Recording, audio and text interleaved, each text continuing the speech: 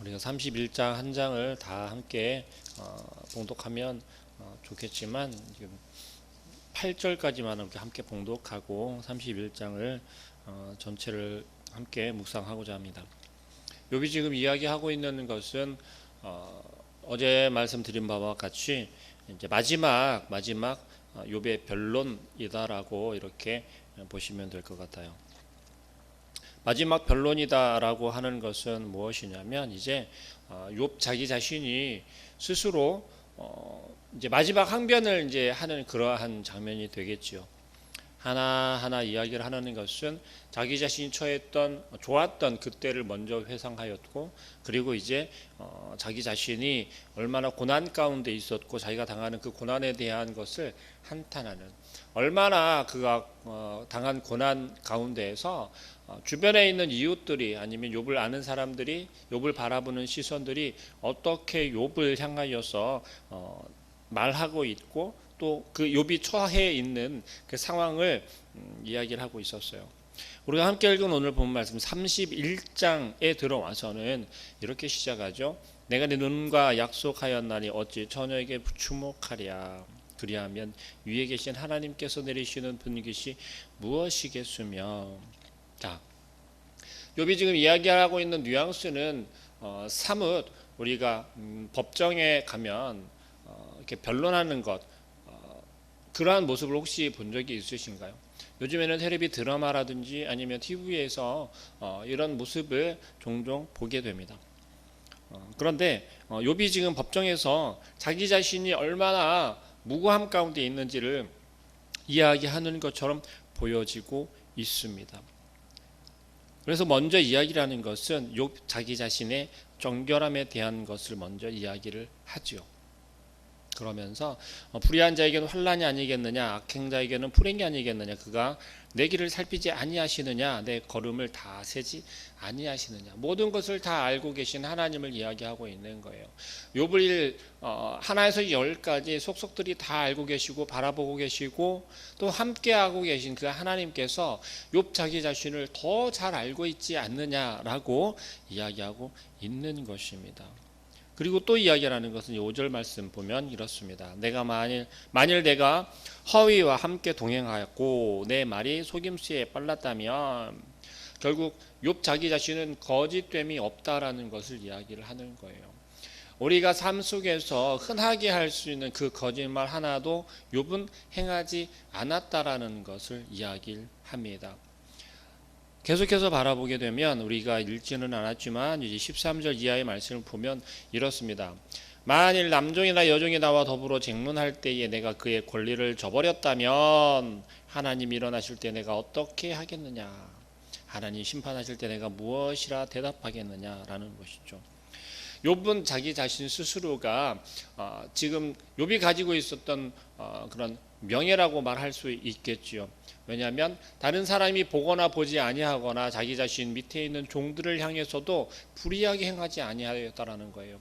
종에게 불의하게 행하지 아니하였다라고 하는 것은 뭐냐면 곧 욥 주위에 있는 사람들에게도 이와 같이 행했다라는 거예요. 근데 그것이 어디에 있냐면 하나님께서 나중에 나에게 물으실 때 내가 뭐라고 하겠냐라는 거예요.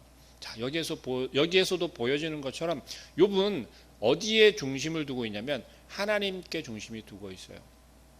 세상 사람들이 바라볼 때 무엇라 하거나 세상 사람들의 눈에 보일 때 내가 어떻게 보일지 그것이 중요한 것이 아니라 하나님 앞에 섰을 때 내가 어떻게 하겠느냐라는 거예요. 또 우리 16절 이하의 말씀은 이렇습니다. 내가 언제 가난한 자의 소원을 막았거나 과부의 눈으로 하여금 실망하게 하였던가, 나만 혼자 내 떡덩이를 먹고 고아에게 그 조각을 먹지 아니하였던가라는 거예요. 욥기를 시작하면서 1장에서 욥을 처음에 소개할 때 그렇습니다. 당대에 이와 같이 정의로운 자가, 의로운 자가 없었다라고 소개하고 있어요. 이 말은 오늘 16절에서 이야기하는 바와 마찬가지로 욥 자기 자신은 그런 거예요. 내가 정의롭지 의롭지 못한 모습을 보이거나 그렇게 살지 않았다라는 겁니다. 그리고 지금 현재도 마찬가지, 내 마음 가운데는 이 의로움이 어디로 떠난 것이 아니라는 거예요. 그런데 마찬가지로 무엇입니까? 욥은 어디에 그것을 기준을 두고 있냐면 하나님 앞에서인 거예요. 하나님 보시기에인 거예요. 우리의 삶 속에서도 이러한 모습이 되어야 할 줄로 믿습니다. 우리는 세상 사람들의 눈에 보이는 것이 사실 전부처럼 그렇게 살지 않습니까? 세상 사람들이 나를 바라볼 때 어떻게 바라볼지, 세상 사람들이 자기들끼리 이야기를 할 때 나를 무엇라고 이야기할지가 더 큰 관심이잖아요.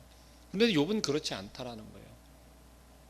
욥이 지금 이야기하는 바는 내가 더 이상 희망이 없는 그런 상황이라니까요. 지금 그런 상황 가운데서 하나님께 구하고 구하였지만 하나님은 대답하지 아니하시는 그러한 상황 가운데 있다라는 거예요.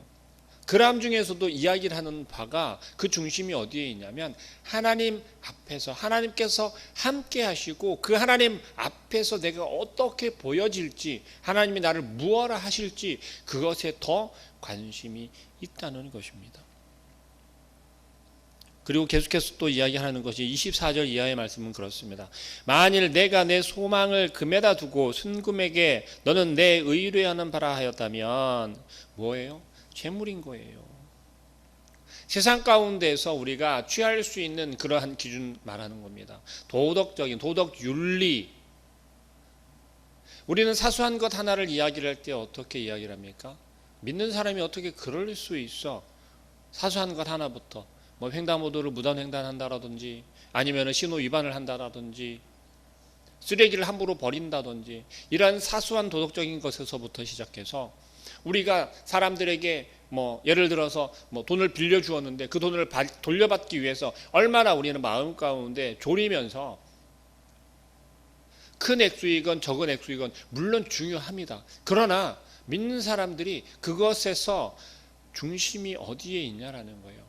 하나님께서 우리에게 물질을 허락하셨을 때 그 물질은 어떤 것입니까? 우리가 하나님 앞에서 잘 사용하라는 거예요. 하나님의 영광을 드러내기 위해서 사용하라는 겁니다.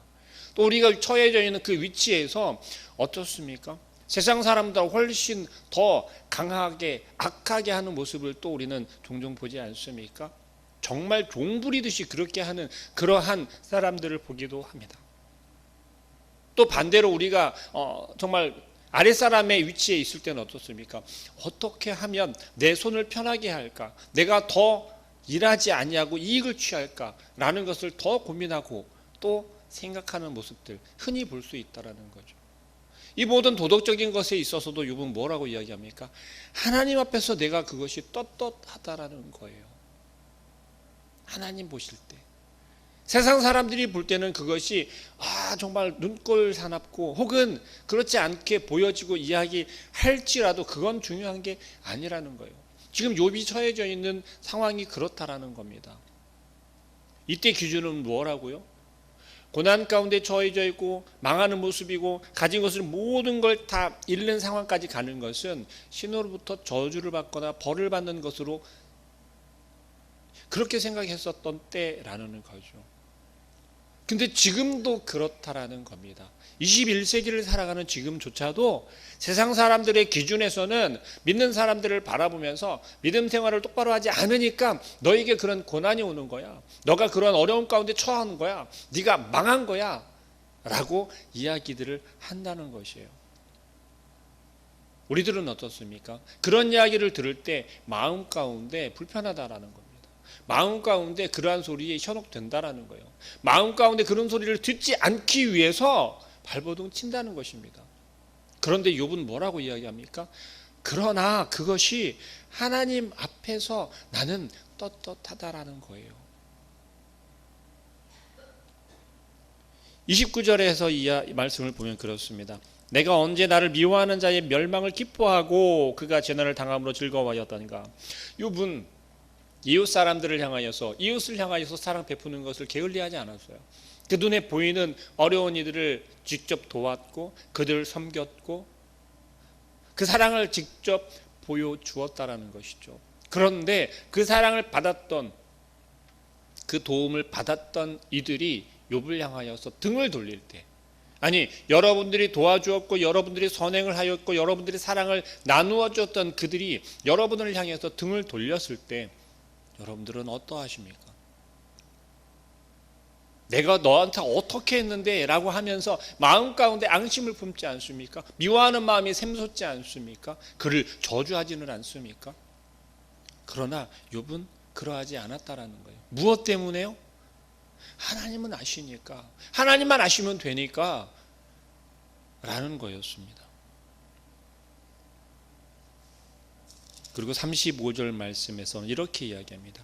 누구든지 나의 변명을 들어다오. 나의 서명이 여기 있으니. 여기서 재미있는 표현이에요. 나의 서명이 여기 있다라고 표현하는 것은 제가 서두에 말씀드린 것처럼 이 욥이 지금 마지막 항변하는 이 모습은 법정에서 내가 최후 변론을 하는 것처럼 그와 마찬가지, 그와 같은 모습으로 이야기하고 있다는 것입니다. 전능자가 내게 대답하시기를 바라노라. 뭐라고요? 전능자가. 욥은 지금 그 고난 가운데서 얼마나 고통 가운데 있고 얼마나 지금 간절한지를 지금 비추어 보고 있다라는 것입니다. 무엇을요? 하나님께서 응답하여 주시기를 간절히 구하고 있다는 것이에요. 나를 고발하는 자가 있다면 그에게 고소장을 쓰게 하라는 거예요. 이걸 조금 우리는 위험하게 생각할 때 그렇습니다. 욥은 지금 하나님께서 욥을 고난 가운데로 처하게 하셨고 욥에게 그 고난을 허락하신 분이 하나님인데 하나님을 향하여서 욥이 지금 뭐라고 이야기한다고요? 고소장을 제출한다는 겁니다. 어떻습니까? 이 표현 되게 좀 위험한 표현 같지 않습니까? 그러나 욥이기 때문에 가능하다라는 것이에요. 욥과 같은 믿음을 가지고 있기에 가능하다는 것입니다. 욥의 친구들이 욥을 향하여서 권면하였던 것들을 우리는 기억할 수 있습니다. 어떤 이야기들을 하였습니까? 너는 철저하게 성경 말씀을 잘 지켜야 돼. 너가 지금까지 배워온 전통을 잘 지켜야 돼. 너가 지금 기억하고 있는 그 율법을 하나도 흐트름 없이 지켜야 돼. 너가 세상에 살아가면서 도덕적인 그 기준 가운데 너가 바로 서 있어야 돼. 라는 거였어요. 그들의 중심 가운데는, 그들이 권면하는 중심 가운데는 하나님이 없다는 것입니다. 그게 문제였다라는 거예요. 그러나 욥은 그러한 세상의 기준을 이제는 깨버린다는 것입니다. 욥도 현혹되었고 그 마음 가운데 불안함이 생겼고도 하나님을 원망하고 한탄하였었던 그 순간에 들었던 마음이 잘못되었다는 것을 깨닫고 이제는 어떻게 돌이킨 거예요? 진정한 것을 이제 생각하게 된 겁니다. 정말 내가 고민하고 걱정하고 염려해야 되고 찾아야 되는 게 무엇인지를 깨닫게 되었다라는 거예요. 그게 무엇이에요? 하나님인 거였어요. 내가 하나님과 정말 친밀한 관계였을 때, 내가 하나님과 돈독한 관계가 되어졌을 때에 그때 나에게 어떤 모습이요? 내가 어떤 상황이요? 형통한 삶이었던 거예요. 행복을 누릴 수 있었고 복된 삶을 누리고 있었던 거예요. 그런데 욥이 지금 구하고 있는 것은 무엇이에요? 내가 회복되기를 원합니다. 내가 이 고통 가운데, 정말 이 육신의 고통 가운데, 정신의 고통 가운데, 마음의 고통 가운데서 벗어나기를 원하는 게 아니라 하나님과의 관계가 회복되기를 원하고 있다는 거예요. 하나님께서 나를 고통 가운데로 이끄셨고 나를 고통 가운데로 내모셨다라는 것을 하나님이 응답해 달라는 거예요. 욥의 마음 가운데는 그 끈을 놓지 않고 있다라는 것입니다.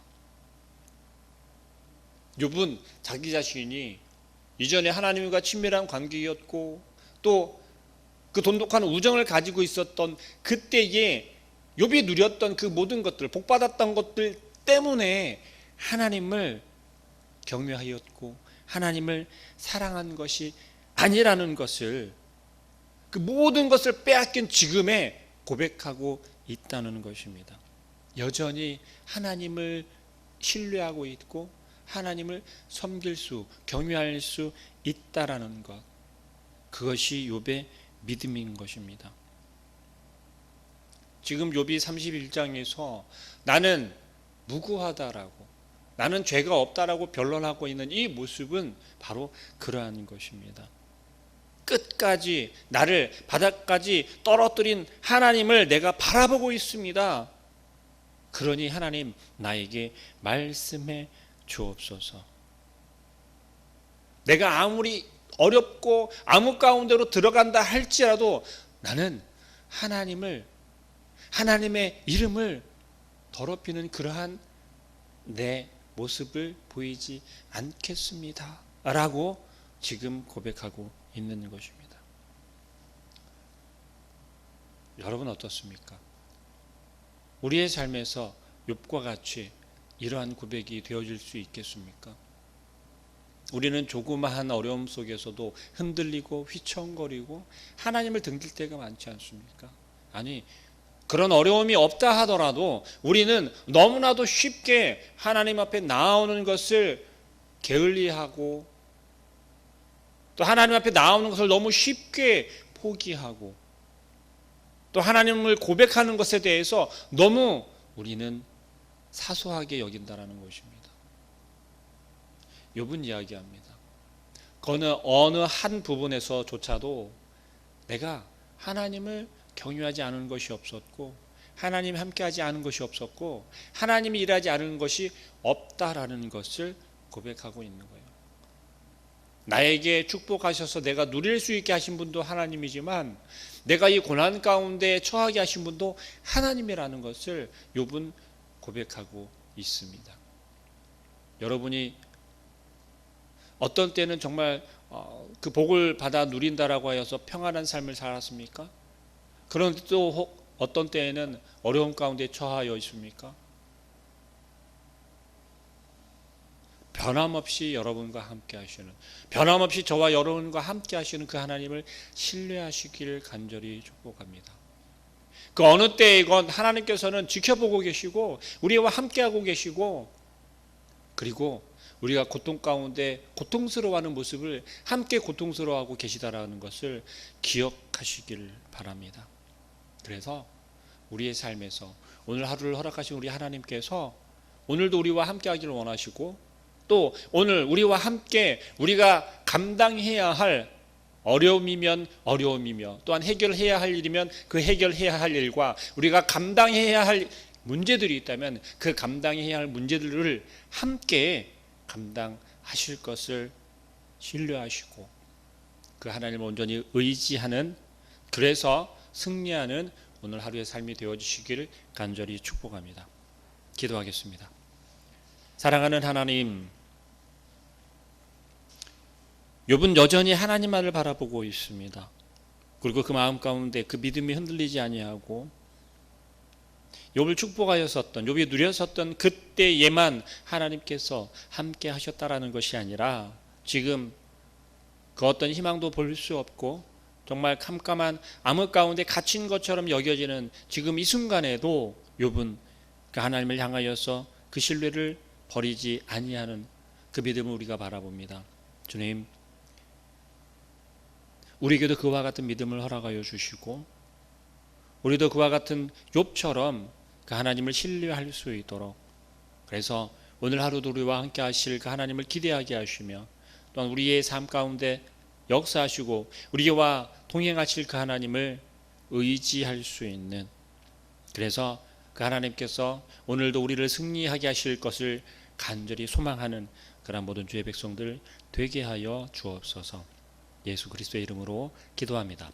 아멘.